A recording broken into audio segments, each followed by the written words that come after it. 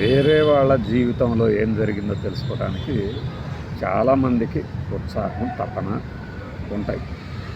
మరి ఈ పాప శివాని ఎందుకు చనిపోయింది? నిజంగానే సూసైడ్ చేసుకుంటా? తల్లిదండ్రులు వేరుగా ఉంటున్నారట. అంటే తండ్రి, తల్లి విడివిడిగా ఉండటంతో మానసిక వ్యధకి లోనైంది అనేది ఎవరైనా చెప్తారు. చాలా సాధారణం. సూసైడ్ నోట్ కూడా హృదయాల్ని కదిలించే విధంగా ఇది ప్రతి ఇంటా జరిగేదే. కొంపలో తల్లిదండ్రులు విడివిడిగా ఉంటే పిల్లల మీద ఎలాంటి మానసిక ఒత్తిడి ఉంటుంది అనేది ఇద్దరికీ తెలుస్తుంది. మళ్ళీ తల్లిదండ్రులు ఇద్దరికీ తెలుస్తుంది. బిల్డప్ రాజాలు వీళ్ళు ఈగోకి పోవడం, పెద్దగా అరుచుకొని తగాదాలు పడటం, సరే ఇవన్నీ మామూలే. కానీ ఈ పాప విషయంలో ఏం జరిగింది? సూసైడే చేసుకుందా అని అంటే నిన్న చూస్తే కొన్ని ఛానల్స్లో ఇంటర్వ్యూలో ఆ తండ్రి మామూలుగా ఇప్పుడు నేను మాట్లాడినట్టు మాట్లాడుతున్నాడు తప్పితే పాప చనిపోయింది అనే బాధ అంటే అతనికి లేదని చెప్పట్లేదు నేను. అలా అయితే లేదు. పైగా అతనే చెప్తున్నాడు అసలు అట్లా ఏం లేదండి, బాగుగానే ఉండేది, చాలా హ్యాపీగా ఉండేది అని. సాధారణంగా ఈ సంఘటన పక్కింట్లో జరిగితే పక్కింట్లో వాళ్ళు ఎలా రిపోర్ట్ చేస్తారో అట్లా చెప్తున్నాడు. అంటే డిటాచ్మెంట్, పిల్లలతో డిటాచ్మెంట్ అయితే ఇలా ఉంటుంది కాబోలు. ఒక ప్రాణం పోయినా కూడా వీళ్ళు ఇలానే మాట్లాడతారా అనిపిస్తుంది. లోపల బాధ ఉంటుందండి మీకు తెలియదండి అనే కామెంట్లు పెట్టకండి అంతే. ఎందుకంటే ఈ రోజుల్లో సొసైటీ ఎలా తయారైందో చూసిన తర్వాత కూడా ప్రతి చిన్న సంఘటనని డీటెయిల్డ్గా తీసుకోవాలి. మనకున్న లైఫ్లో మనం ఎన్ని కేసులని పరిశీలిస్తారు పోలీసులకు అదే పని, అది చేయాల్సింది. ఎందుకంటే ఆ పాప రాసిన లెటర్ని బట్టి చూస్తే నేను బతకాలని ఉంది కానీ చాలా కష్టంగా ఉంది అంటే ఏంటి కష్టం? ఏం కష్టం వచ్చింది? ఈ పిల్లలకి ఎంత చెప్పినా అర్థం కాదు. మన ప్రాణాన్ని మించింది ఏదీ లేదు. ప్రాణాన్ని వదలడానికి సిద్ధపడిన వాళ్ళు దాన్ని మించిన కష్టమే ఉంటుంది కదా. అది అర్థం చేసుకునే వయసు కాదు. కౌన్సిలింగ్ ఇచ్చేవాళ్ళు ఎదలు ఉంటారు. కౌన్సిలింగ్ సరిగ్గా ఏది రీజనో అది పట్టుకోరు. వాళ్ళకున్న అనుభవాన్ని బట్టి ఇదే రీజన్ అని కొట్టుకుంటూ ఉంటారు. 10th క్లాసుకి ఏం అసలు పిల్లలు ఏం సాధించాలి? ఏంటి సాధించేది? జీవితంలో ఏంటి సాధించేది? జీవితంలో హాయిగా బతకడం సాధించేది. మీరు మార్కుల కోసం కష్టపడండి.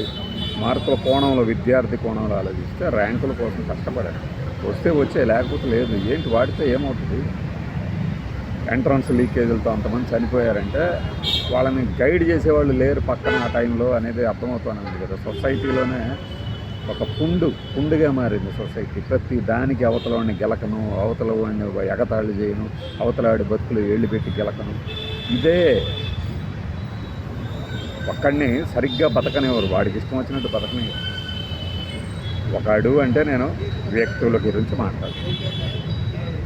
వాడికి ఇష్టం వచ్చినట్లు తల్లిదండ్రులు పడతారు.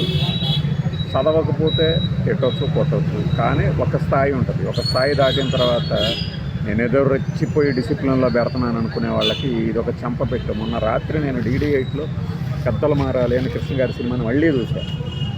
DD8లోనే అది పిల్లలు మొండిగా మారుతుంటే పెద్దలు ఎలా వ్యవహరించాలి, పెద్దలు మారాలి అనే మన గుమ్మడి గారు అందులో కఠినమైన క్రమశిక్షణ. పిల్లవాడిని తీసుకెళ్ళి డార్క్ రూమ్లో వేస్తాడు. పాము వచ్చిందని అరుస్తున్నా కూడా వదిలిపెట్టాడు. అంజలీదేవి గారి పాప పొద్దునేళ్ళు చూస్తే చనిపోయి ఉంటుంది. ఎవడు తిరిగి తెస్తాడు ప్రాణాలు చెప్పండి? నీ బొంగులో డిసిప్లిన్తో చదువు. నువ్వు వేరే జాడ్యాల వైపు వెళ్తున్నప్పుడు మందలించాలి, కరెక్టే. కానీ 10 ఏళ్ళు దాటిన తర్వాత పిల్లలకంటూ ఒక వ్యక్తిగత ప్రైవసీ ఉంటుంది. దాని జోలి పోవద్దు. అతిగా ఏదో దగ్గర కూర్చొని మాట్లాడుతున్నాం అని మెస్తో ప్రతి దాని మీద అజమాయిషీ చేయాలని చూస్తాం. ఎవరి లైఫ్ వాడికి ఉంటుంది. నాకు ఇక్కడే ఒకటి గుర్తొస్తుంది. శతమానం భవతి సినిమా సమయంలో ప్రకాష్ రాజ్ గారు ఇంద్రజ గారితో చెప్పేవాళ్ళట. ఇంద్రజ గారే స్వయంగా చెప్పారు, పిల్లల్ని వదిలి దూరంగా ఉంటాం, నాకు కొద్దిగా గిల్టీగా ఉంది సినిమా షూటింగ్లని. అంటే అతను చెప్పారట, నువ్వు అట్లా ఎందుకు అనుకుంటున్నావు? ఈ వయసులో వాళ్ళకంటూ కొంత ఒక ప్రైవసీ అవసరం కదా. ఆ ప్రైవసీ అవసరం ప్రతిదీ మనమే దగ్గరుండి చూడటం కాదు అని. అట్లా ప్రతి కోణంలో కూడా ఆలోచించాలి. ఎప్పుడు ఫోన్లో బట్టేసేసుకొని ఇదేడో నవ్వుకుంటూ పోతుంది. ఎప్పుడు ఫోన్లో బట్టి వేసుకొని అదే పనిగా చూస్తున్నాడు అంటే వాడికి వేరే అవకాశం చూపించండి, వేరే ఆటలకు పంపించండి. మళ్ళీ వాడు ఆటల్లో ఇలా ఆడాలి అలా ఆడాలని మళ్ళీ ఆంక్షలు. ఏం చేస్తున్నాం మనం? మనకున్న జ్ఞానం ఏంది? మనకే జ్ఞానం లేదు, మనం పిల్లల మీద మన జ్ఞానం ప్రదర్శిస్తాం.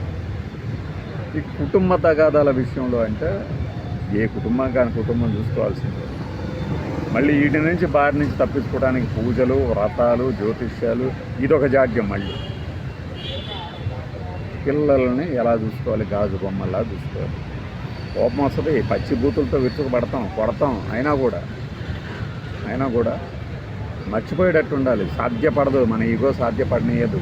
నువ్వు ఇన్ని నీతులు చెబుతున్నావు, నువ్వు సరిగ్గా ఉంటావు. నేను సరిగ్గా ఉండను. కానీ నాకు కాస్త నువ్వు ఆలోచన ఉందనుకోవాలి. ఇప్పుడు 10th క్లాస్ చదువుతున్న పాప ముఖ్యమంత్రి గారి పక్కనే కూర్చొని మాట్లాడింది, మంత్రి గారి దగ్గర కూర్చొని మాట్లాడింది.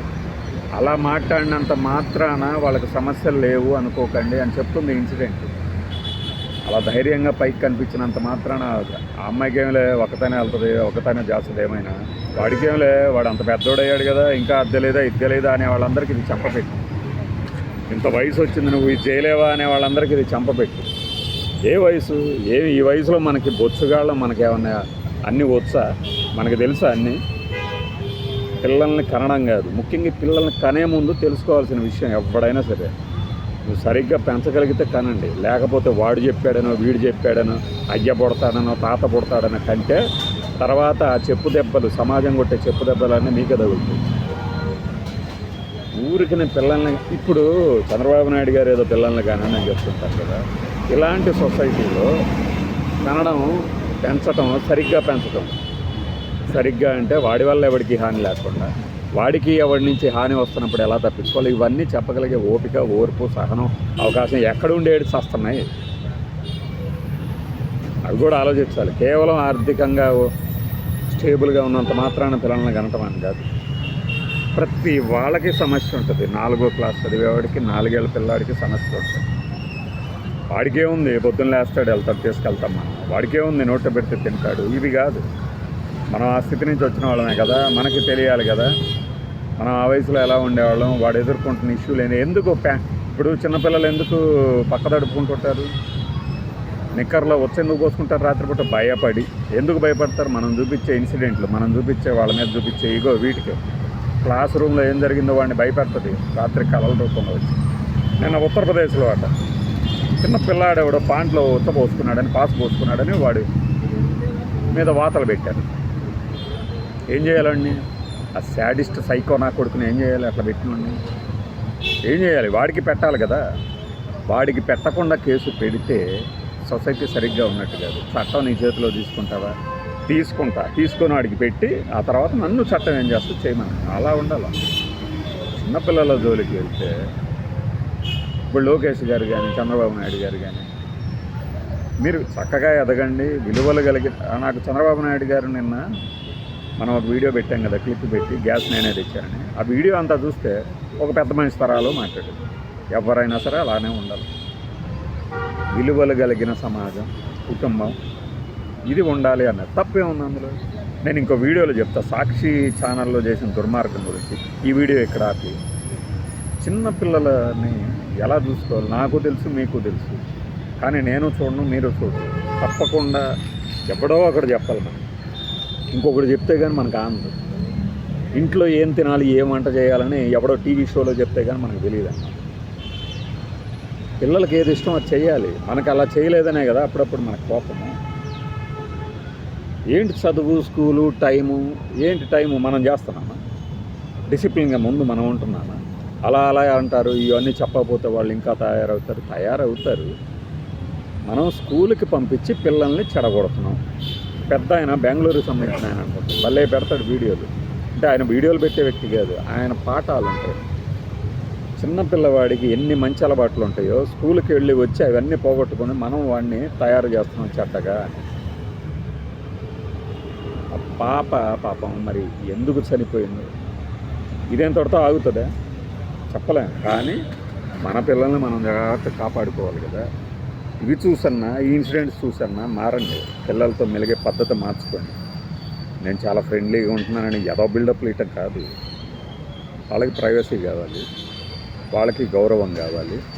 నువ్వు ఇచ్చేదే గౌరవం కాదు, వాడు గౌరవం గురించి అడుగుతుంటాడు. అవన్నీ చూడాలి.